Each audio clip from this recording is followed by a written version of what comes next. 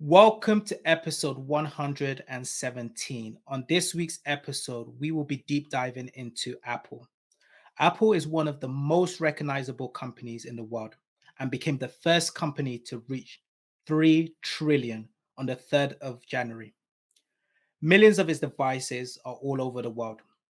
But on this week's episode, we discuss the history of Apple. We discuss how Apple became the biggest company in the world. And then we zoom out and predict the future of Apple and which 5 companies will be the largest companies in the world in 2032. Stay tuned and let's get started. Take off, take flight with you. For we never fly, but we're flying. Welcome back, listeners, to episode number 117. Guys, how are you doing? How are you doing, Shiva? All right, cool. I'll kick it off. No, I'm great. I came back from a mini break in Switzerland. Great skiing trip, but I think the highlight of the trip was spending time with the beautiful Timbo family. So I got the chance to catch up with them all face to face, which actually means I've been able to catch up with all of you in person in the last month. But no, it was a great trip. Great to catch up with P in person. Great to catch up with a few other friends, see some of the mountains, do some skiing, and not break any bones. So yeah, it was a nice break. Was that your first time skiing, or have you done Nah, skiing bro, I've been before? doing this for 4 years now, bro. You can't He's a don't seasoned play with me. skier. Mate, I've Seasoned skier. skied in Japan, I've skied in Sweden, I've skied in Switzerland. Don't come at me like that, all right? I'm a certified skier now. The question I have is, if you total the amount of time you spent on the skis during that period of time, how long was it? Just put it this way: he's off to China next month for the Winter Olympics. Exactly. And I'm repping two countries. I'm repping the UK and Bangladesh. So if anyone's out there, yeah, don't watch that.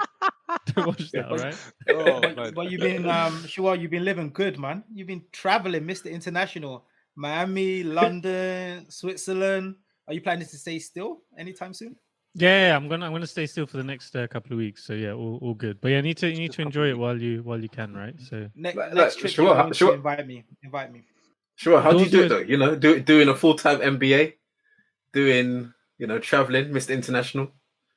How do we Mr. be like Property you? as well. May say, How do you well, balance first of all, the balance is it's a part-time MBA, not a full-time. Oh, So sorry. there's some Apologies. balance there. But no, it's all good. It's all areas that I love doing. And actually, the traveling, people may think that it's a challenge-wise logistics, but that actually gives me the energy to keep going with the other stuff. So I think as long as I have a trip in the calendar, it gives me the energy to keep going hard with all the other things. Whereas it's a fine balance. If you speak to my parents, they probably think I'm doing too much. But yeah, all good. It keeps me going. But Daniel, how are you doing then with that question? Because you're looking. I mean, I don't know if the listeners will be able to see this if you're listening to this on Spotify or Apple Podcasts or whichever platform you use. Just please make sure you subscribe. But Daniel, how are you doing? Because you're looking very fresh. Always looking fresh. When I know there's a podcast recording around the corner, I need to make sure I've got a fresh trim. But no, I'm doing well. Had a few weeks of rest. Then I was busy for a week. Now on a different type of rest, but to find out what I mean by that type of rest, you're gonna have to stay plugged in and listen to the next Take Flight Takeaway, or I will share more of what I've been up to the last 6 weeks, let's say, and what the year ahead looks like for me. And I'm sure you're gonna be surprised. Let's put it that way. Very surprised. And Stay guys, tuned. just to underline what Daniel just said, we spoke about what his episode will be next week before we started recording, and it is a bombshell. So make sure you tune into that next week. For sure. You're going to receive a lot of phone calls afterwards. Are you sure? So Olu, how have you been on your side? I've been good. I can't complain. I think it's crazy to think that we're at the end of, or coming up to the end of January already. Work is going well. Lots of changes there. Personal life, lots of changes, but going well there as well. But I'm feeling sort of low and down today, but I hope the listeners can't tell. And I hope my 3 members are able to sort of help and carry me during this episode. But I'm excited for the conversation. So P, lastly, how are you doing? Yeah, all good, really good. I mean, what to Shual's point, it was really great to see him The last time he saw Shaw was when he was 1, so there's been a transformation there. I even said to Shaw, when was the last time we caught up in person? Because we're on Take Flight all the time and talking, you just forget. So I thought it was at some point last year, and he said no, it was Q4 of 2020. So it showed me how fast time flies. I haven't seen you guys in over a year now as well. But yeah, it was great to have you around. Doors always open.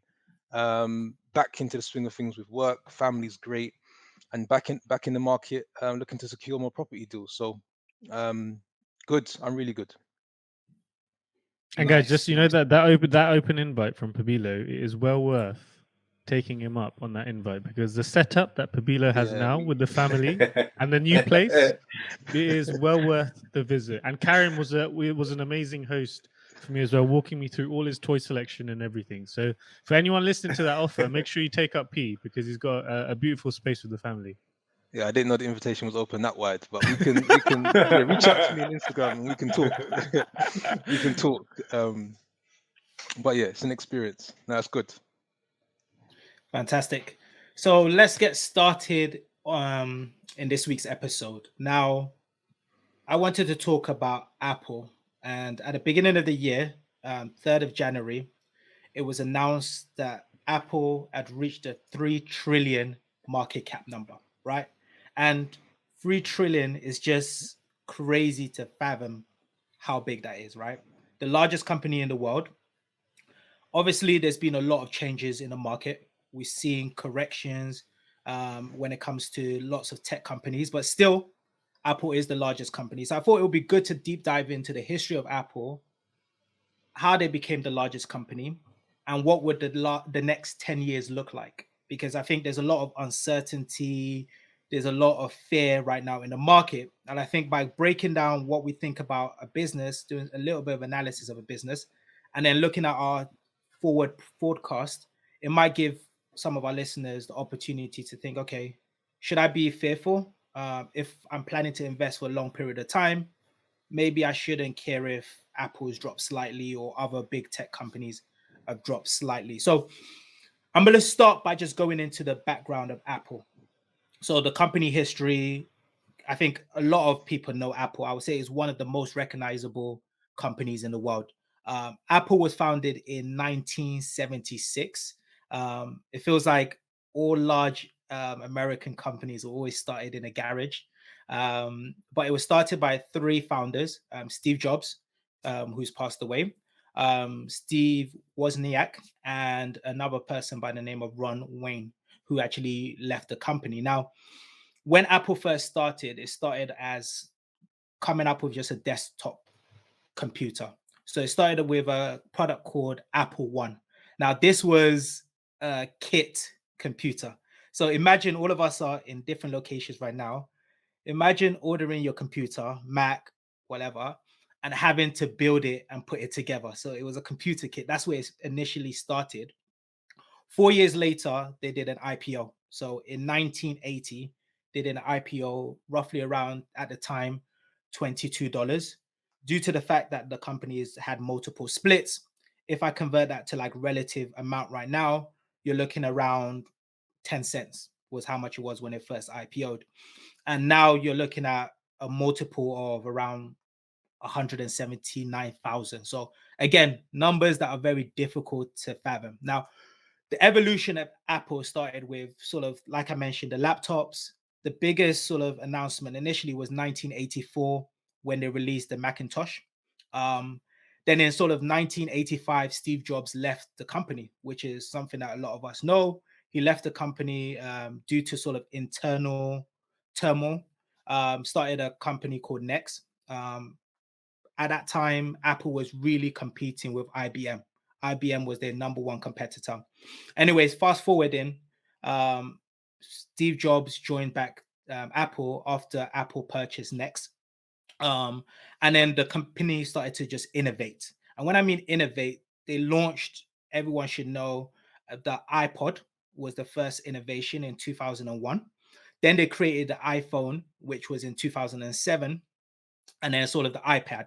Now, if I just think about the revenue growth from 2000 to sort of 2020, they went from a 7 billion revenue to now around 365 billion. Again, large numbers, crazy to imagine. And that revenue is split around 50% of that revenue comes from the iPhone.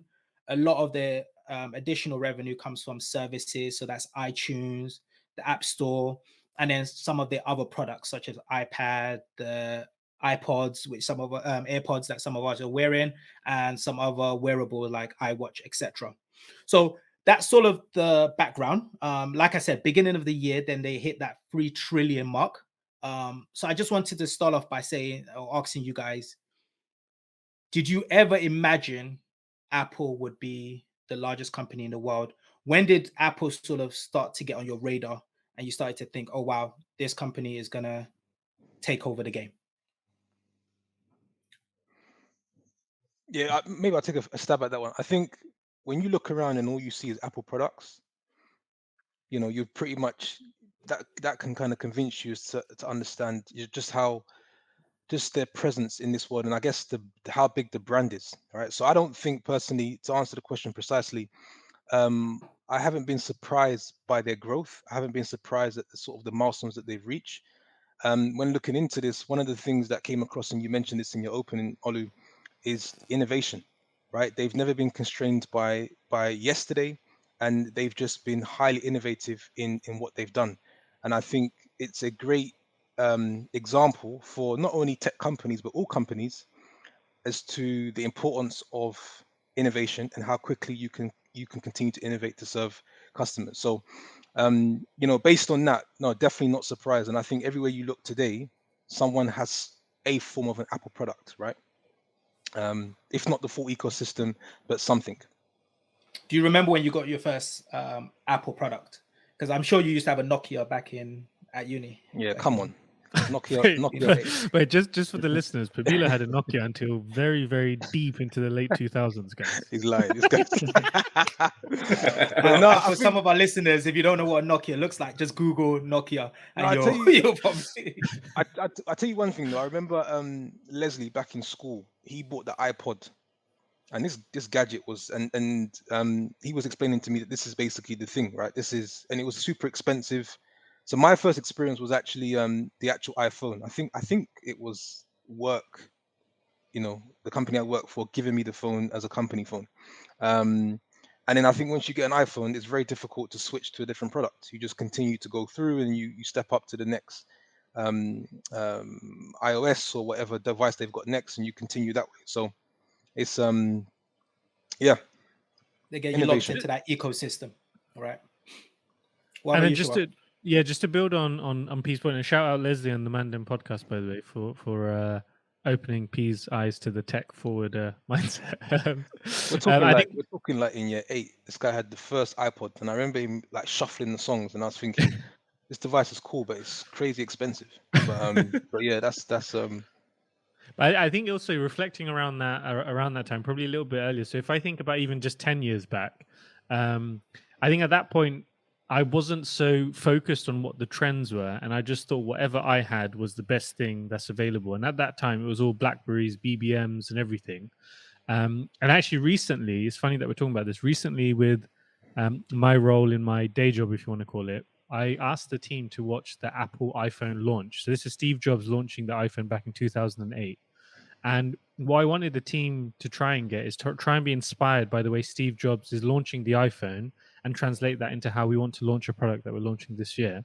And then watching that video, I reflected in 2008 to 2010, BlackBerry was like the phone at the time. I think probably all of us had one, or we knew someone that had one.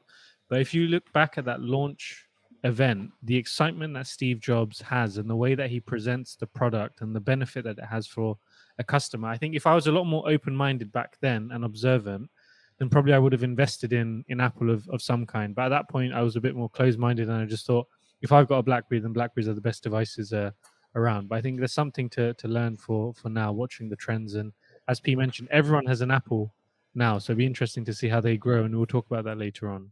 But just to your question, Olu, no, I didn't predict Apple would be as big as it was 10 years ago to where it is now. It's funny you mentioned that, so that's why I ran to go and get my BlackBerry.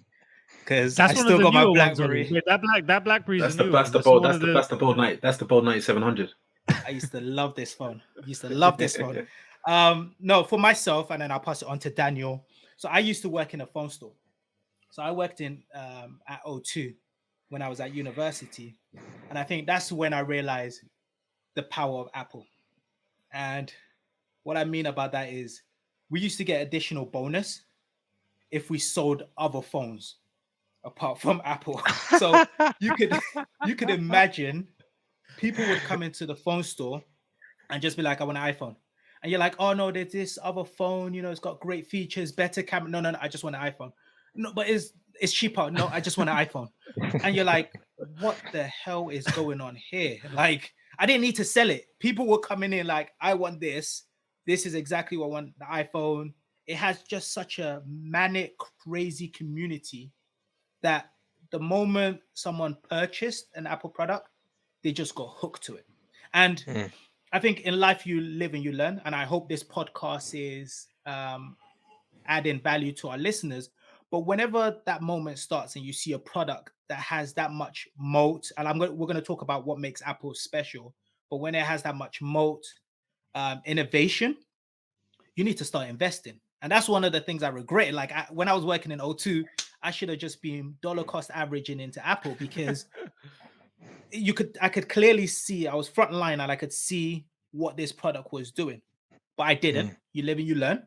And I hope for our listeners, as you hear about my first interaction with Apple, if there's any product that has that sort of moat, and I'm not talking about Peloton because they're going through what they're going through, but when you see a product like that that's just flying off the shelf, there's that moat, there's that ecosystem, there's that innovation, start investing early and just continue investing if you've got like a 10-20 year plan. But Daniel, what about yourself, Mr. Gadget? Well, I'll recall the first sort of interaction I had with Apple, and I recall vividly in the summer of 2007, I was looking to buy an iPod, not the first generation, one of the more advanced generations where it was a color screen. It wasn't like the 50 Cent one on with Snoop Dogg, that video PIMP, not that iPod, but it was the one where it evolved and it had. You're taking us back. Still, it was silver. You could get the different colors. You could have silver, and it had a color screen. And I remember I was on a website called Game, and I was trying to order it. I'd worked quite hard in my summer job at McDonald's. I was like, okay, I want to buy an iPod. And if you recall at the time, the in thing were people having white headphones, because white headphones were associated with Apple products, and everyone wanted to be sort of in with, I have white headphones, which means I have an Apple iPod. And I recall that I couldn't buy the iPod on the website. It was sold out, and there was no sign of when it'll be back in stock. So I was looking online and I saw that, okay, you can pre-order an iPod Touch, which was coming out in September. So I was like, I'm not really sure how this is, because this was the first sort of touchscreen Apple device. It was very different to what they had in the past for music devices, but nevertheless, I ordered it and I got one and I really enjoyed it. And the next year, 2008, April, just shortly after that iPhone was released, 3 friends of mine for my 18th birthday bought me an iPhone. And you'll think, wow, it was a significant amount of money. And I was like, well, I wanted a BlackBerry, man. I wish I had a BlackBerry. But nevertheless, I was still grateful. It was a headache to try and unlock it. But really and truly, Apple's a product-led company. And I don't think it's any happenstance that they are where they are now. When you look at what Steve Jobs did with the iPhone launch and his aspirations for the company, it was deliberate in the sense of they're here through the products that they've created, their constant innovation that they've led, and how they are ubiquitous. When you think about Apple devices, they don't come with a manual because they're so easy to use. They appeal to all generations, young and old. You don't tell a 2 or 3 year old how to use an iPhone. They know, like, okay, I touch here, it does this. I click here, it does this. So when you can appeal to the masses, you're always going to have sales.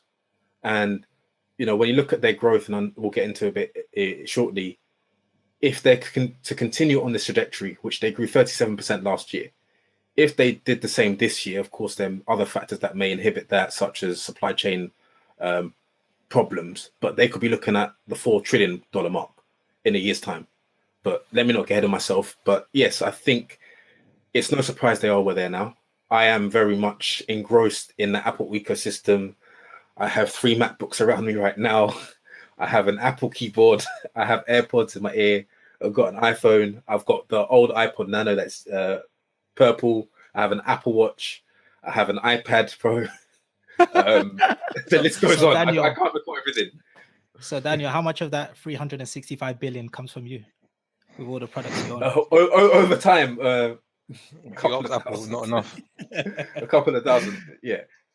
No, thanks, Dan. Like I sent a picture, and for the listeners, we'll put on our Instagram page. But I wanted to go through this diagram that I showed where it had the largest companies in 2008 and the largest companies in 2018. Now, I'm just going to read off some of the companies from 2008.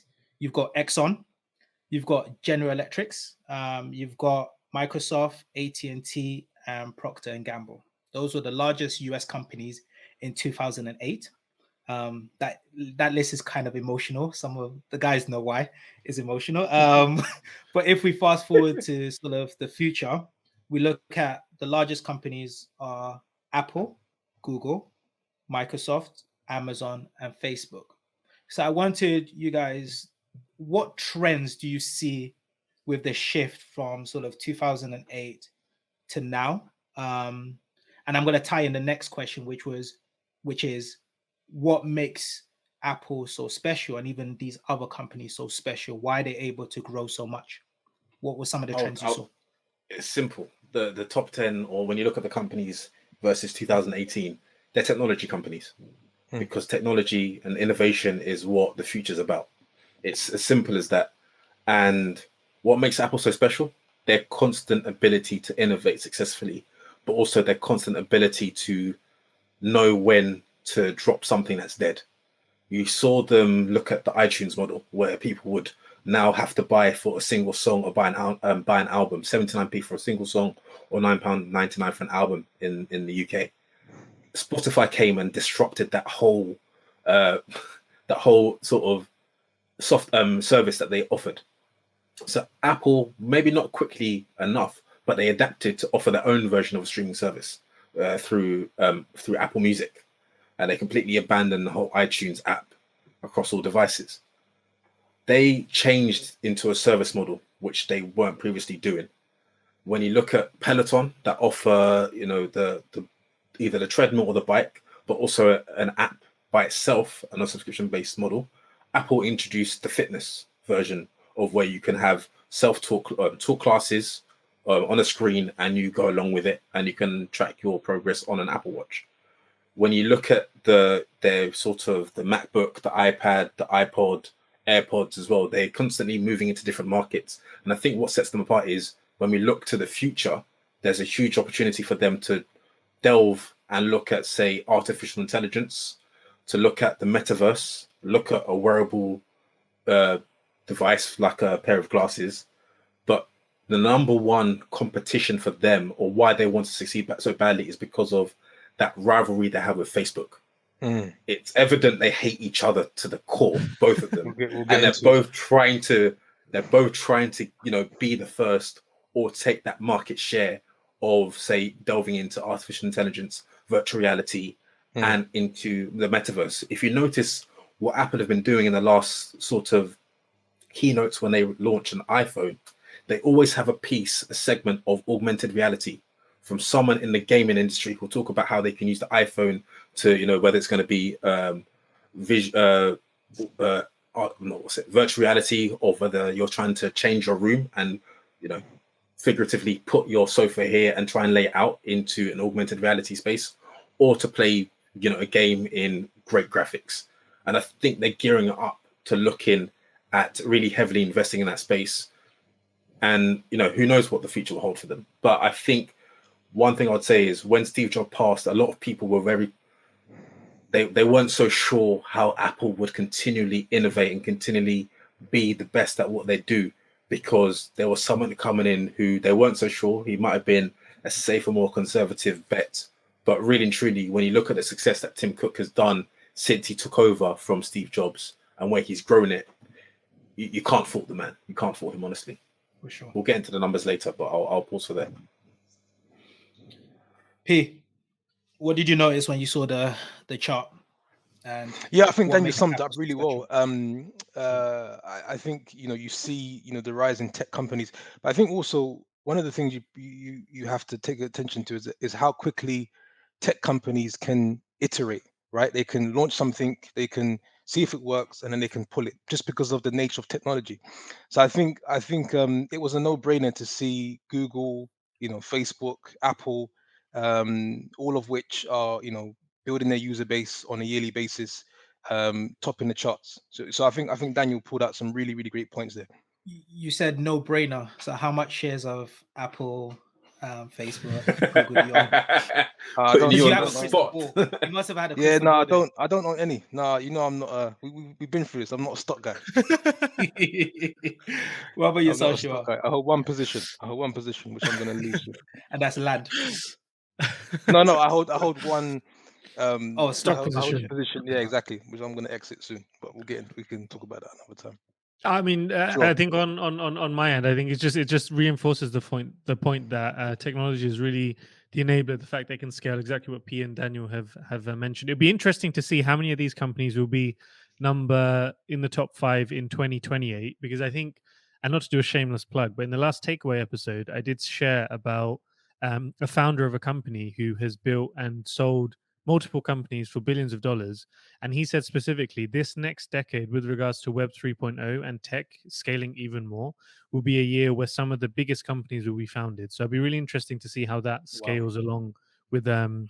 with this trend. And then just regarding what makes Apple special, Olu, so the second part of your question, I think we've spoken about the customer focus. So their products that they have, they're continuously updating it, and that alone builds like a loyal brand following where people are almost paying $1,000 to Mm. buy your product, and then that investment, they are marketing it for free to their friends, to their families, to everyone around them. So that's a powerful tool to be a high-end consumer product where the marketing speaks for itself. I think the other thing when doing a bit of research for this episode is how strong the financials for Apple really is. So I think if you look at their cash flow, which really opened my eyes to it, they are generating in their latest balance sheet, they have cash flow of $93 billion, which is mind Wow. blowing. And if you dig into that a bit deeper, so cash flow, it can be split into three buckets: operating cash flow, which is the cash flow that they're generating from their day-to-day business; investing cash flow, which is how much they're reinvesting into the business; and then financing cash flow, which is more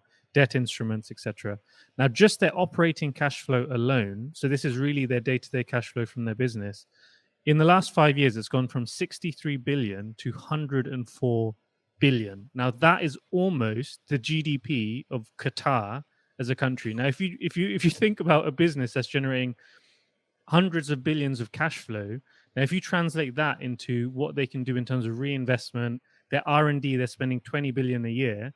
Now you've got a business where the financials, if we found any property deal that's generating those numbers, we'll be buying that left, right, center. So I think that financial strength is also a full credit to them where they continue to grow. And then the last point that I really admire Apple for is the margins that they have in extracting money from existing customers. I think P mentioned about how once you're in the Apple system, then you can generate more and more revenue. So their services is 60% margin, and their devices are 35%. Typically, devices you'd think is a low margin product, but 35% and 60% margin on any product. Again, if that was our product that we were selling, we'll be extremely pleased. So you put all of that together, it's going to be very interesting to see where Apple grows in the next decade, because their numbers, their marketing, everything comes together, and they've got a powerful value proposition. Mm. And Olu, I And, don't and have on any shares. I just I and, was actually and on that not sure, said in a decade, see where they go. As I was alluding to earlier, in the last decade under Tim Cook's leadership, Apple has grown to a market value of almost 2.7 trillion. Yeah. So that's enormous. And when you think about the pandemic and the coronavirus pandemic, they reached a market capitalization of 3 trillion. That was a value increase of 1 trillion in less than 16 months. Yeah, And that is crazy. absolutely phenomenal. And just to add on that point, Ollie, with the companies you shared of the top 10 2008 versus 2018, when you look at it, a more updated version, when you look at the likes of Tesla, who are also valued at more than 1 trillion, of course, that fluctuates quite a lot.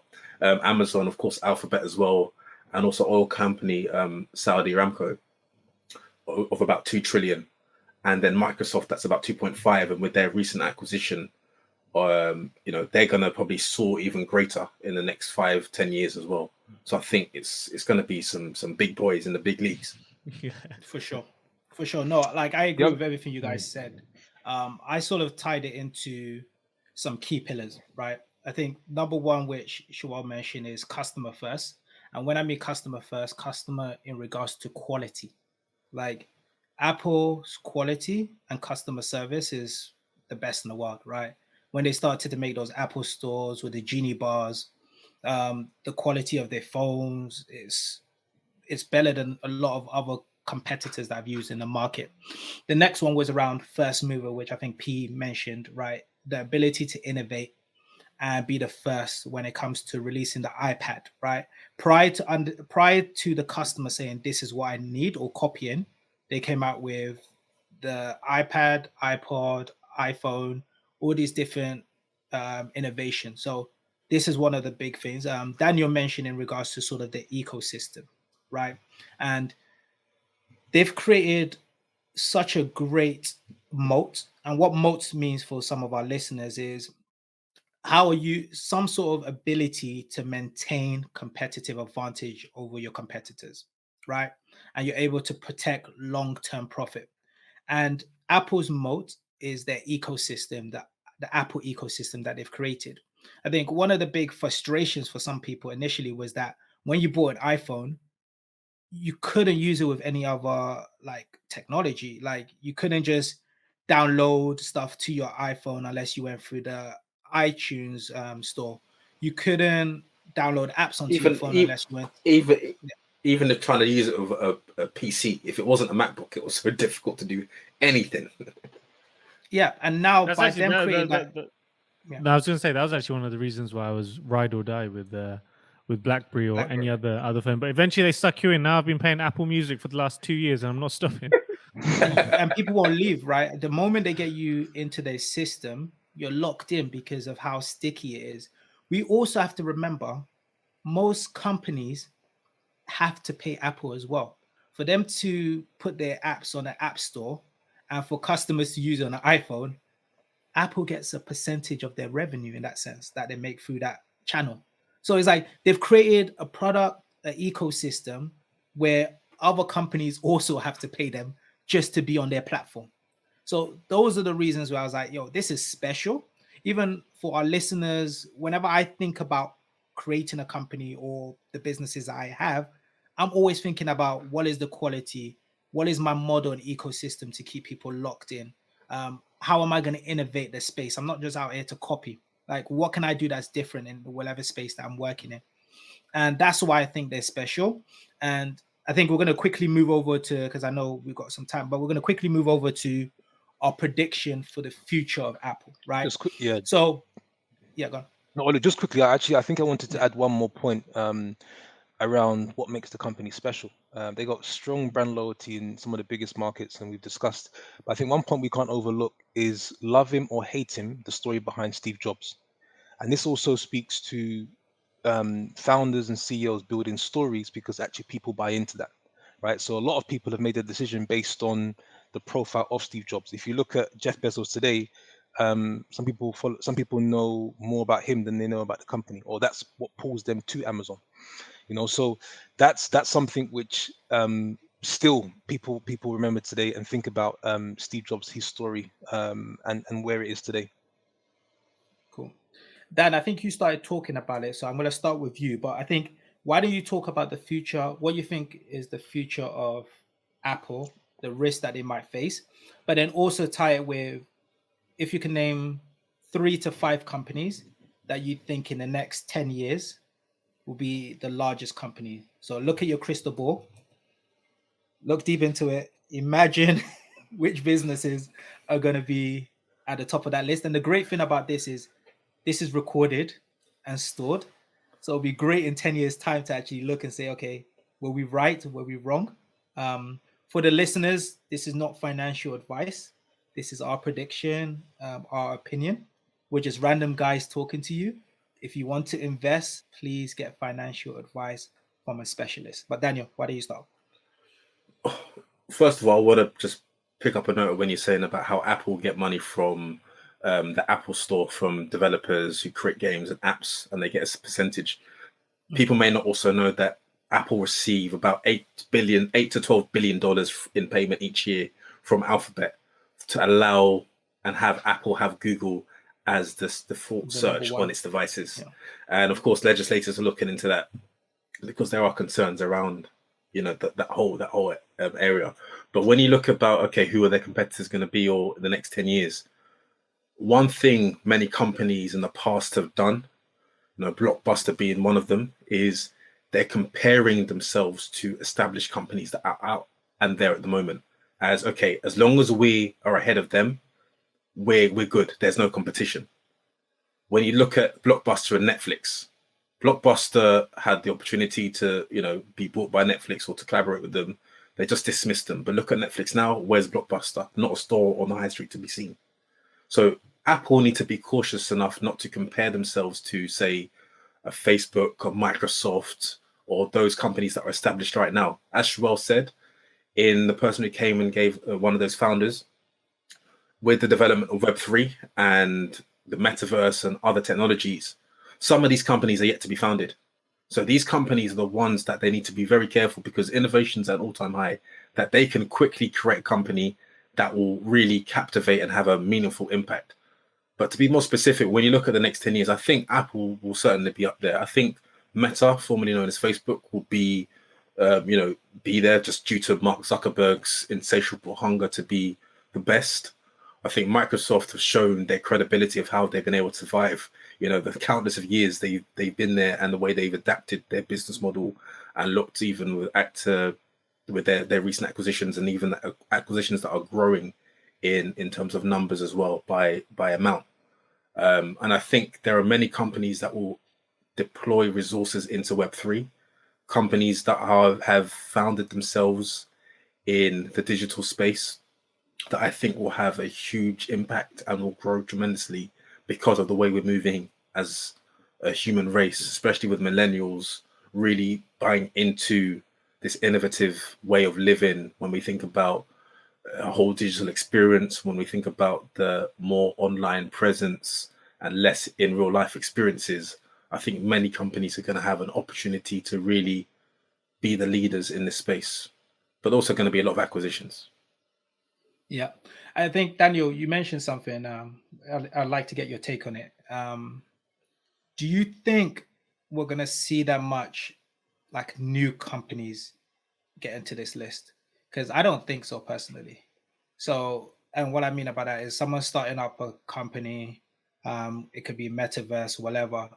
I just think, like Siobhan mentioned, how much cash some of these businesses have on hand, they're just going to be acquired and just fall into that ecosystem. And especially with money is really cheap right now. I think in the last few weeks, months, we've been hearing about fears of interest rate increasing, which means money is now going to become more expensive. So it's not, these companies are going to struggle more and more, and it's going to stay with the Apple, the Microsoft, the Facebook, which have such large amount of cash just staying there and ready to deploy. Yeah, you raise a good point. There could be a lot of acquisitions, M&A deals as well. And of course, when you grow your company and you've seen it grow that way, it's very hard to turn away, such gargantuan amounts of money into your pocket. But who knows? Who knows what the future holds? I'm being very liberal deliberately in my thoughts and what I say. But I think that it's going to be a huge shake-up, and there's going to be some surprises, I believe, personally. So just to very quickly piggyback Daniel. So I think the top 5 will be in the top 10. So Apple, Google, Microsoft, Amazon, Facebook, Meta. So I think they will remain.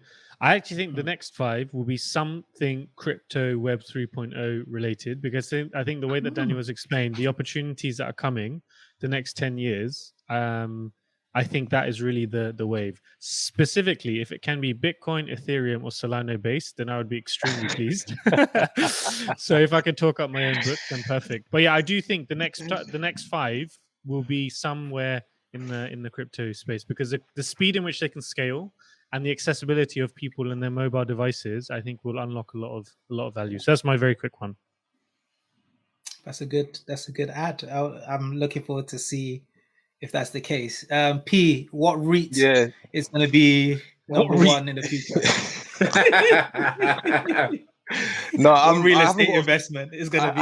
I haven't got a view on the new entries, but I echo with what you say in terms of anyone that does sort of pose a threat to that list will potentially be acquired, because these companies are well positioned to do that.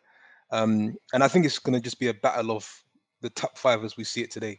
Yeah, they've just got so much ground in the market. They've been operating for years now. I think let's not forget how many years these guys have actually been in the market, operating, working on new products and launching. So yeah, you're pretty much almost looking at monopolies. That's good to hear. On my side, I'm not going to mention any of my oil and gas investments. I'm not sure if they're going to be in the top 10, maybe not even in the top 20. But yeah, I'm not going to repeat the guys. I think the companies that they've mentioned are definitely going to be in the top. Another company that I'm looking at that I think will be in sort of the run-ins or the top is companies such as like NVIDIA or AMD. So those semiconductors sort of chip companies, I think those are going to be big on the list, just because we're seeing such a push to sort of this metaverse. And as we get more devices, more computers, the metaverse, they're going to need a lot of technology and chips associated to it. So that's, I think, the only other company. 2 other industries, but I don't have companies there, is going to be around sort of water. We have like a water supply issue in the world. So any way of resolving that, I see that's going to be, I see as any company that's able to solve that problem is going to be top of that list. And then any sort of bio, sort of chemistry, sort of businesses, I can also see quite top of that list. But I think the big thing and the big takeaway for me is the companies with a lot of cash are going to still be at the top, just due to the fact that I think with the interest rate increasing over the period of time, cash is going to become more expensive, which means these big companies are just going to have more cash to be able to innovate and acquire a lot of these different businesses. So one anecdote while we're on this episode about Apple is we have a friend of the pod who has listened to every episode, who is a good friend of mine, and she, her name I won't disclose, but she's been working at Apple now for a few years, and there's been moments. Well, first of all, when she joined Apple, she was given stock options, very attractive stock options. And during that period, there's been moments where she's seen how the share price has grown, and she actually has been thinking about selling it. And every time she's been thinking about doing that, she's contacted her father, and her father is an old school investor. He buys things to hold, and he's never trying to sell anything. And she's probably gone to him at 4 or 5 different moments. And every time he said to her, the wealth game is the long-term game. Do not sell unless you have to. And she's now kept those stock options until today. She has not sold a dime, and she's had them for about 5 years. So if you look at Apple's market cap over the last 5 years, you can see how those options have just continued to appreciate. And she's working in a company that she really enjoys working in as well. So I think there's a lot of lessons in there in terms of things that we've spoken about in many other episodes. But I think whether you're working in a company or you're investing in a company like Apple, the value is really in the long term.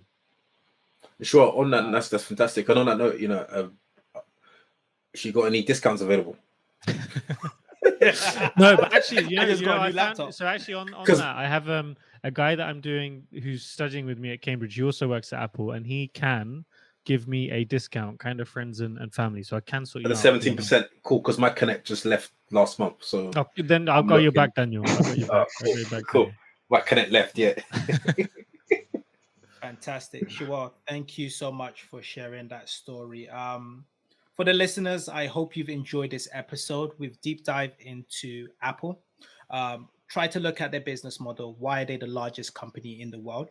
And then we've zoomed out to look at, in the next 10 years, who's going to be those top companies? What are some of the trends we're going to see with those top companies? I hope you've enjoyed listening, and I'll give it over to Daniel. So you've heard it from Olu. I hope you've enjoyed the conversation.